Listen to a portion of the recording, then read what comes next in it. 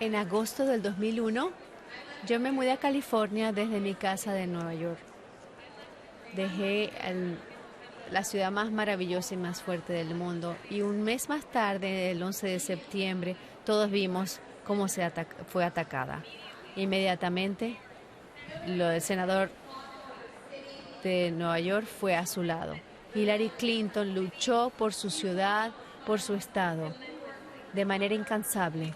Ella luchó para encontrar fondos para que Nueva York se pudiera recuperar, para que las víctimas pudieran tener lo que necesitaban para reconstruir.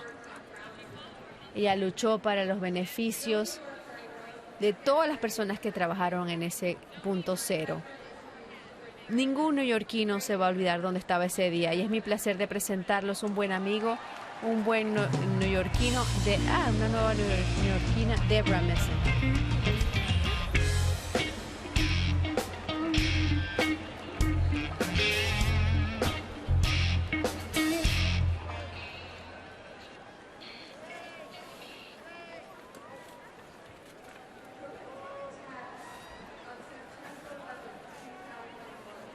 El ataque tan horroroso del 11 de septiembre del 2001 atacó a mi ciudad y a todo el país hasta la profundidad. Como neoyorquina, muy orgullosa, el trauma de ese día y todo lo terrible que sucedió después fue horrible. Pero después de ver en televisión a tantas personas tan valientes que ayudaban a extraños y los sacaban de las llamas y haciendo lo más posible para protegernos de esos días de terror tan horrible. Y después de ese caos en el 11 de septiembre, vimos la cara de los Estados Unidos que todos conocemos, no dividida, no atemorizada, sino llena de fortaleza, compasión, unidad. Nada nos puede dividir, nadie nos podía dividir ese día, y todos mostramos lo humanos que somos, que eso era lo que más importando. Los cristianos, los judíos, musulmanes, blancos, latinos, asiáticos, gay, bisexuales, transexuales, somos un solo pueblo. Y con liderazgo muy importante, y con la valentía de los héroes diarios que nos protegen, no hay nada que no podemos lograr juntos. Uno de esos héroes está con nosotros el día de hoy, el detective Joe Sweeney del Departamento de Policía de Nueva York.